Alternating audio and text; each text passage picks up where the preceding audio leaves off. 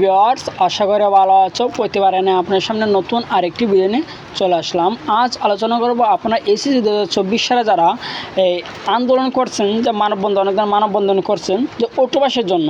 আসলে কিন্তু সেটা অটোপাস না, তারা যে মানববন্ধনটা করছে সেটা হচ্ছে কি যে গ্রুপ ম্যাপিং। ঠিক আছে, মানে গ্রুপ ম্যাপিং একটা এবং অটোপাস একটা। আজকে আলোচনা করবো যে গ্রুপ ম্যাপিংটা আসলে কী এবং অটোপাসটা কী, আজকে এই নিয়ে আলোচনা করবো। তার আগে বলে আপনি যদি এই চ্যানেল নতুন হয়ে থাকেন তারা আপনার সাথে রিকোয়েস্ট থাকবে যে এই ধরনের নিত্য নতুন ভিডিও সবার আগে পাওয়ার জন্য অবশ্যই চ্যানেলটি সাবস্ক্রাইব করে পাশে থাকবেন, কারণ আপনাকে লাইক এবং সাবস্ক্রাইবের কারণে কিন্তু আমাদের নতুন আরেকটা ভিডিও তৈরি করার অনুপ্রেরণা সৃষ্টি হয়ে থাকে।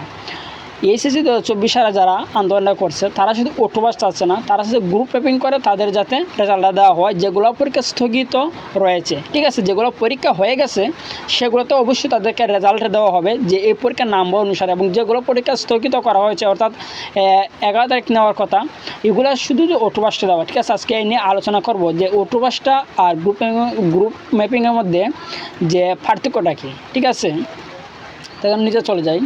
যে এসএসসি 2024 শিক্ষার্থীদের দাবি হচ্ছে তাদের সাবজেক্ট ম্যাপিং করে ফলাফল প্রকাশ করতে হবে, কিন্তু কোনো নিয়মে সাবজেক্ট ম্যাপিং করবে তা অনেক শিক্ষার্থী কিন্তু জানে না। ঠিক আছে, অনেকে কিন্তু বলছে সাবজেক্ট ম্যাপিং, আসলে সাবজেক্ট ম্যাপিংটা কী কিন্তু আজকে অনেকেই কিন্তু জানে না। এখানে এসএসসি পরীক্ষা 2024-এর সাবজেক্ট ম্যাপিংয়ের নিয়ম জানিয়ে দিচ্ছে এবং মূলত শিক্ষার্থীদের দাবি ছিল তাদের যে পরীক্ষা হয়েছে, তারা কিন্তু তাদের যে পরীক্ষা হয়েছে সেই পরীক্ষাগুলো মূল্যায়ন করা হোক এবং সেই পরীক্ষার শিক্ষা মন্ত্রণালয় স্থগিত করেছে সেই পরীক্ষাগুলো বাতিল করা হোক।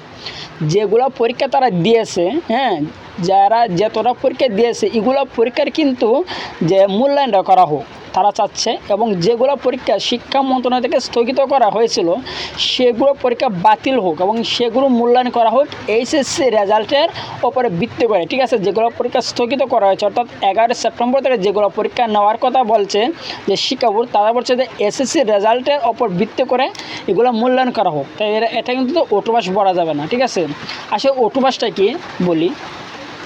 অনেক শিক্ষার্থী বর্তমানে অটোপাসের দাবি করছে, কিন্তু অটোপাসের মূল যে বিষয় শিক্ষার্থীরা কোনো প্রকার পরীক্ষা না দিয়ে সরাসরি পাবলিক পরীক্ষার ওপর তাদের রেজাল্ট নির্ণয় করা হবে। এক্ষেত্রে বিগত পরীক্ষাগুলো বাদ দেওয়ার কথা অটোপাসের মাধ্যমে বোঝানো হয়, কিন্তু শিক্ষার্থীরা সরাসরি বলছে আমরা অটোপাস চাচ্ছি না, সে পরীক্ষাগুলো দিয়েছি। এবং সে পরীক্ষার অবশ্যই মূল্যায়ন করা হোক, তবে যে পরীক্ষাগুলো হয়নি সে বিষয়ে এইচএসসি মূল্যায়ন করা হোক। আসলে যে অটোপাস যে জিনিসটা, অটোপাসটা হচ্ছে কি যে কোনো পরীক্ষা না দিয়েই ফার্স্ট দেওয়া, এটা হচ্ছে অটোপাস।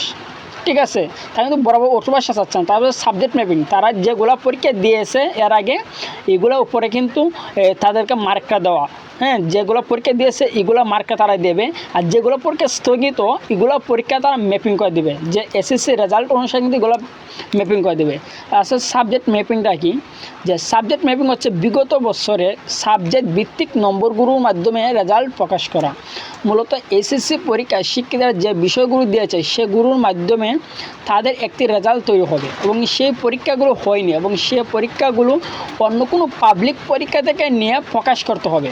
এক্ষেত্রে শিক্ষা মন্ত্রণালয়ের দুটো অপশন রয়েছে, যে একটা হচ্ছে যে এসএসসি পরীক্ষা 2022 সালে শিক্ষার্থী অংশগ্রহণ করেছিল, এবার তারা এসএসসি 2024-এর জন্য যারা আন্দোলনটা করছে তারা কিন্তু এসএসসিতে 2022 সালে কিন্তু অংশগ্রহণটা করেছিল। এবং অন্যটি হচ্ছে যে কলেজ ভিত্তিক টেস্ট পরীক্ষার রেজাল্ট, তারা যে ইন্টার ফার্স্ট ইয়ার যে সেকেন্ড ইয়ার উঠছে যে টেস্ট পরীক্ষা দিয়েছিল এই টেস্ট পরীক্ষার রেজাল্ট। এবং যে কোনো একটি মাধ্যমে শিক্ষা মন্ত্রণালয় চাইলে সাবজেক্ট ম্যাপিং করতে পারে, অর্থাৎ সাবজেক্ট পরীক্ষা যে সাবজেক্ট পরীক্ষা তারা নেয়নি সেই সাবজেক্টের নম্বর সেখানে নিয়ে আসতে পারে।